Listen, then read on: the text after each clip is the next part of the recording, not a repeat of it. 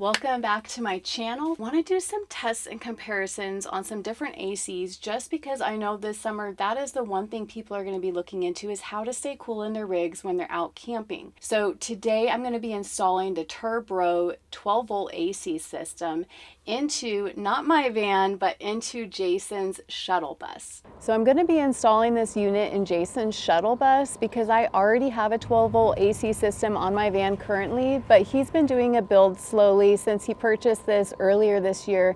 He currently has a max air fan on there right now, but we're going to be taking that out and replacing it with the 12 volt system. We just kind of want to test it, run it, and see how well does this AC hold up. Right now, I've been traveling up in the PNW, and the weather up through Oregon and Washington is a little bipolar. It will be cloudy and rainy and then 90 degrees the next day. So right now we're trying to get this done while the weather is a little bit cooler because we have some hot weather coming in. On a scale of 1 to 10, how excited are you to install an AC unit today?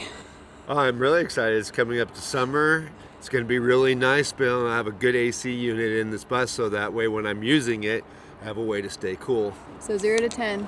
Oh, what's your excitement? What's your enthusiasm? Excitement level, it's got to be a 9.95. A 9.95, wow.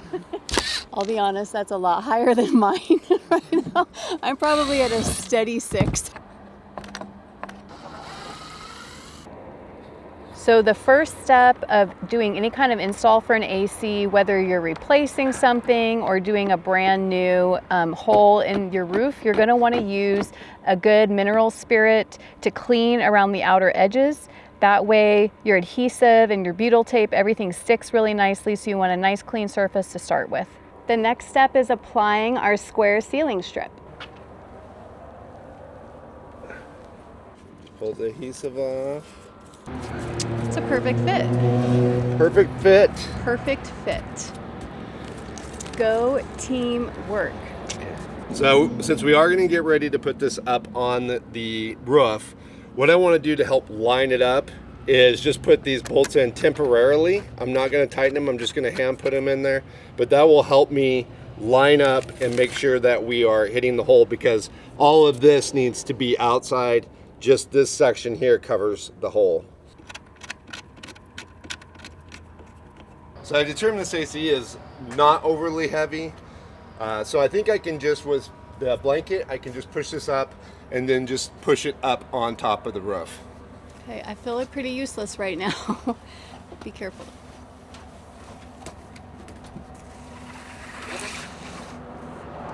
Good job. That was very easy actually for you. It was very easy for me.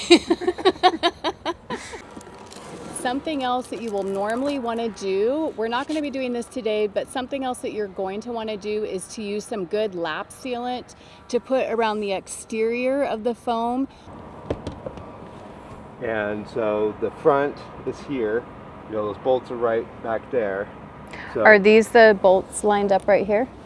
Or different? No. Okay. No, it's just going to be the front part. So okay, so let's just show. So what I just want to show is you grabbing the front and the back, and then we'll just lift it into place.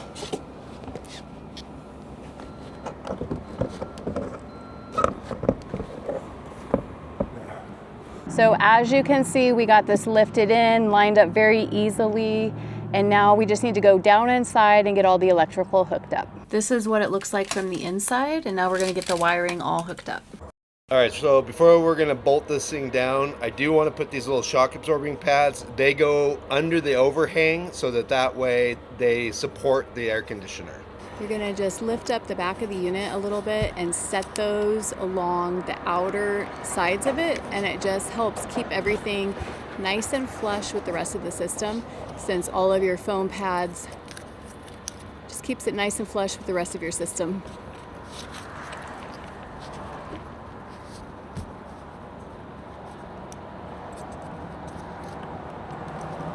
All right, so here's the connector where your main power terminals are going to connect to. Now this is a waterproof connector that goes inside, and you can see you have these little terminal housings here that go over the wire. Because the wire comes pre-installed with ring connectors, you actually can't get them on this side. So what we're gonna do is not put those on, because this is gonna be all inside the vehicle. Nothing's gonna be outside the exterior, so I don't think it'll be a problem.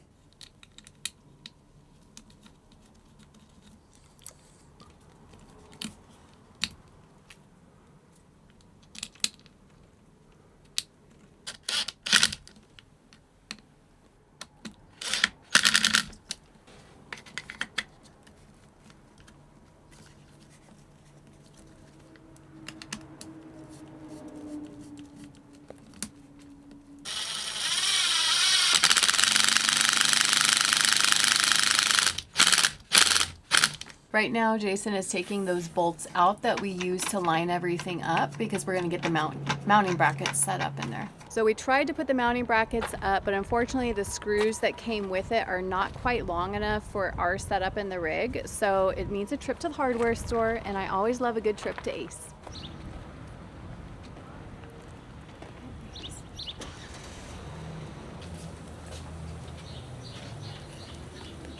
Okay, well, there we go. We found him good. Ben's pretty bored.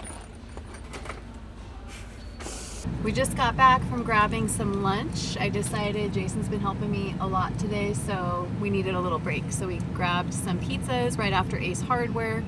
Ben even got a treat at Ace, but he also took a little nap in one of the aisles while we were looking at screws. But we're back and we're going to finish the AC now. Now we're taking the wires and hooking them into the fuse box. Next, you're going to add the cabling to the fuse box that they provided.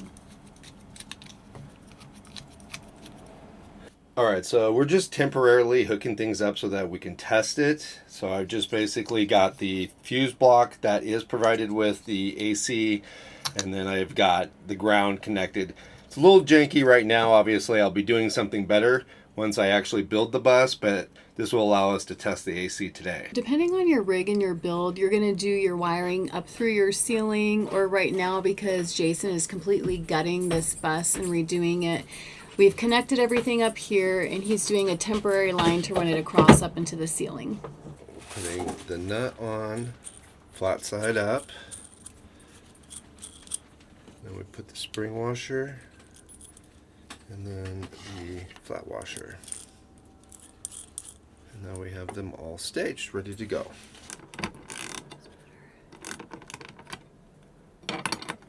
You're going to want to hand tighten all 4 of the bolts sequentially at the same time before you do any final tightening with a power tool. Once they're all lined up, then you can do your final tightening.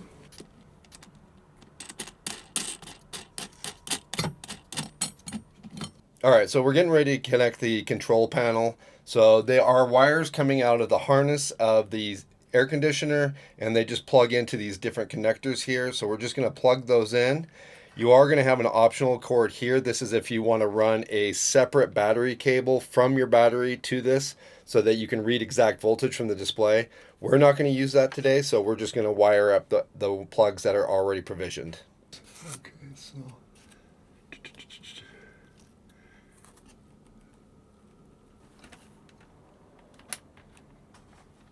positive. Okay, so now I'm just going to push it up. We're just going to make sure that this piece here guides up into the actual vent.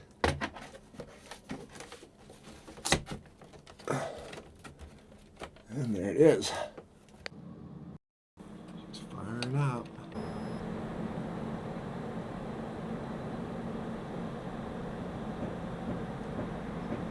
With its inverter compressor technology, instead of constantly turning on and off, it will adjust its output as needed, helping maintain a more consistent temperature while using less power. So right now it's showing that the AC is pulling 19 amps, and with the 328 amp hour battery, which is what I have, it's showing that it will run for 16 hours and 37 minutes. That's pretty darn good. It's definitely a lot quieter than other systems, which I think would be really nice for sleeping at night or working during the day even. The remote control has multiple modes, so it has modes for cooling, fan, sleep, and eco-style settings. It helps you adjust your comfort and your temperature and power usage based on the conditions.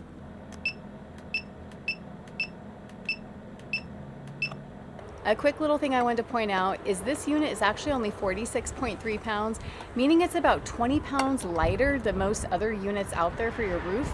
Now, 20 pounds doesn't seem like a lot, but when you're carrying a lot of weight on the roof of your van or your RV or your vehicle, that's a lot. So keep in mind, 20 pounds lighter, and it also will still be putting out 9,000 BTUs. So not only are you going to have 9,000 BTUs coming in to cool down your vehicle, but you're going to be 20 pounds lighter. That's a big deal. All in all, this ended up being a pretty easy installation for us today. It was nice to have a break and go grab some pizza and just to take a minute after going by the hardware store and grabbing the things that we needed to. But if you're in the market and looking for a true 12 volt AC system that's also affordable, then the Turbro 12 volt rooftop mount might be a good option for you. If you want more information about the Turbro 12 volt rooftop AC, click on the link down in my description, and I hope that you too can stay cool during your travels this summer.